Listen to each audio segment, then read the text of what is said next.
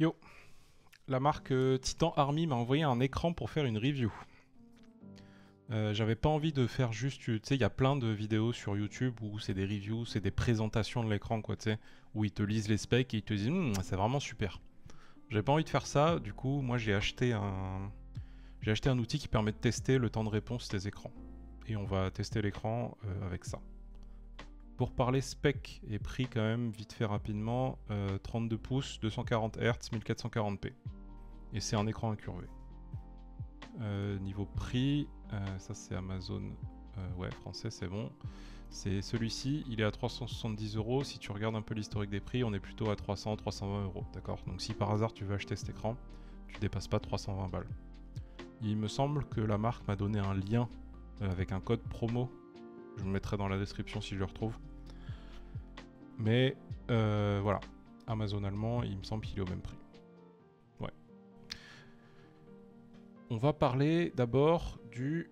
hop là. Écran, 32 pouces, incurvé. Ah, j'ai pas parlé du pied. Il y a un pied, il est pourri. Voilà. C'est pas réglable en hauteur, tu pas, il est pourri. Si tu veux acheter cet écran-là, mets-le sur un pied VESA. Garde pas l'écran le pied de base, il est vraiment naze. C'est pas très grave. Écran. On va d'abord parler du temps de réponse des pixels. Le temps de réponse des pixels, du coup, j'ai acheté l'outil pour tester ça, c'est le critère le plus important d'un écran de PC. Voilà. Parce que c'est le critère qui va dire est-ce que les pixels de ton écran ils sont capables de répondre assez vite pour pouvoir t'afficher toutes les images du PC sans qu'il y ait de ghosting, sans qu'il y ait d'inverse ghosting, sans qu'il y ait de petites... Le ghosting, c'est des petites traînées derrière les trucs en mouvement, tu vois. Il faut aussi qu'il soit assez rapide. Par exemple, là, c'est un écran 240 Hz. Il faut qu'il soit assez rapide pour afficher 240 images par seconde, du coup, et tout ça. Donc, ce truc-là, ça se règle dans les écrans. Il y a un mode qui s'appelle le menu d'overdrive, ça s'appelle généralement. Ou alors temps de réponse des pixels, ou response time, enfin tu vois, ça s'appelle généralement un truc comme ça, qui permet de régler justement ce temps de réponse des pixels. Sauf que s'il est trop lent, bah t'as du ghosting et t'as des petites traînées noires derrière tout ce qui bouge.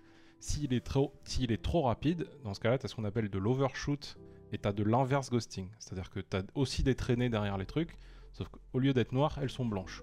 C'est pas beaucoup mieux. Voilà. Donc il y a plusieurs modes de réglage d'overdrive et moi je t'ai fait le test avec l'outil sur tous les modes d'overdrive. Comme ça, t'es tranquille. Ce que tu dois regarder ici, le tableau de gauche, en haut à gauche, c'est le temps de réponse des pixels, et puis on va de la couleur là jusqu'à la couleur là. C'est des couleurs en RGB. Donc tu vois comment ça se lit, je te donne un exemple. Par exemple, tu vas de 255 là à 0 en haut, tu as 27 millisecondes.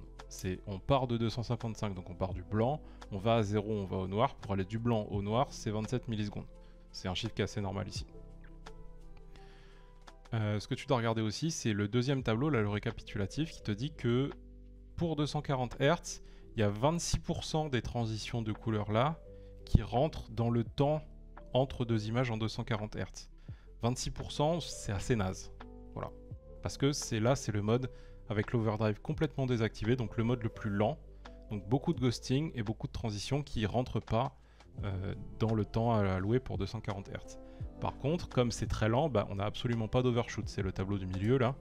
Là, on n'en a pas du tout parce que de toute façon, tout est beaucoup trop lent, aucun problème. Et le tableau de droite, ouais, tu peux l'ignorer. Voilà. Du coup, on passe, hop, mode d'overdrive suivant, level 1.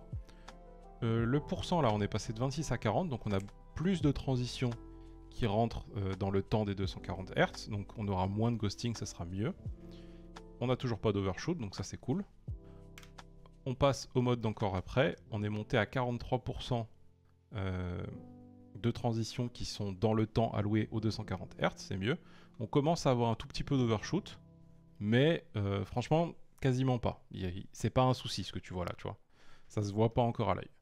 Et ensuite, le level 3, donc on est encore monté, sauf que là, on commence à avoir beaucoup d'overshoot sur le tableau du milieu là, et on n'a pas plus de... ça n'a pas suffi pour avoir encore plus de pourcents qui rentrent dans le temps alloué pour 240 Hz, pardon. Et le mode extrême où là on a tout poussé à fond, on a un overshoot de fou furieux, donc on a beaucoup d'inverse ghosting et le temps de réponse il est pas beaucoup mieux, il est même encore pire. Donc si tu veux utiliser cet écran, le meilleur réglage d'overdrive c'est celui-là, le level 2, le level du milieu. Ça, c'est comment ça se traduit un petit peu ce temps de réponse qui est pas ouf. Comment ça se traduit sur des objets en mouvement. Donc là, c'est le test d'Aperture Grill, où tu as des petites grenouilles qui se déplacent de droite à gauche comme ça sur ton écran. Et il y a une manière de prendre les photos. Et si tu prends bien la photo, ça représente à peu près ce que tes yeux y voient quand ils regardent un objet en mouvement sur l'écran. C'est pas parfait, c'est une assez bonne représentation. Ce que tu dois regarder et ce que tu dois noter sur cette image, c'est que selon la couleur de fond, les résultats sont vachement différents. Par exemple, tu regardes la première grenouille là, sur un fond assez clair, à l'arrière là à droite, il n'y a pas énormément de ghosting, tu vois, il n'y a pas énormément de traînées. Alors que si tu passes sur un fond sombre, il y en a beaucoup plus. Et c'est là le problème de la dalle VA, c'est que dès qu'il y a une transition vers un truc sombre ou sur un truc sombre, les pixels ils mettent du temps à réagir. Et du coup, ça fait beaucoup de ghosting. Voilà. En vidéo, ça se traduit... j'ai essayé de te prendre une vidéo un peu dans le pire cas. Ce que je te montre là sur Minecraft, c'est un des pires exemples pour ce genre de dalle. Voilà. Et ce que tu dois regarder là, surtout, c'est... Regarde dans les arbres. Tu vois que ça change de couleur un petit peu là. Ça vient du temps de réponse des pixels de la dalle VR. Voilà. Tu vois que ici, honnêtement, c'est pas dramatique. Ça change un peu, d'accord. Mais t'as des dalles VA où c'est quand même bien pire. Si je te prends un exemple sur YouTube, hop, un exemple sur YouTube d'un mec qui fait la même chose, sur une dalle VA un peu pourrie, ça fait ça. Voilà. Et là, tu vois que c'est vraiment pas la même ambiance, et là, c'est quand même plutôt inutilisable. Sur cet écran-là, là, ok, c'est pas ouf, ça change un peu de couleur, c'est vrai, ça reste utilisable. Et juste à titre de comparaison, hop, celui-là à droite c'est la dalle VA qu'on a là, et à gauche là c'est un autre écran IPS 240 Hz. Voilà.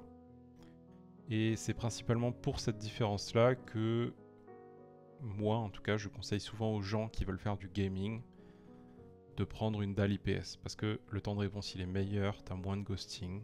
Et regarde, les deux écrans c'est des 240 Hz, hein. Mais regarde quand même la différence de clarté des grenouilles en mouvement entre l'IPS et le VA. Peut-être que je peux te zoomer, je peux te faire des trucs comme ça là. Regarde un peu la différence de clarté de l'un à l'autre. C'est quand même beaucoup mieux. Si tu regardes la dalle IPS, là, tu vois que sur le fond sombre, là derrière cette grenouille là, tu peux commencer à détecter un petit peu d'inverse ghosting, tu vois. Ça ressemble un petit peu à du ghosting, mais c'est blanc au lieu d'être noir. Là, il commence à y en avoir un petit peu. Bon. Et bah voilà. Est-ce que je te recommande cet écran? Ça dépend.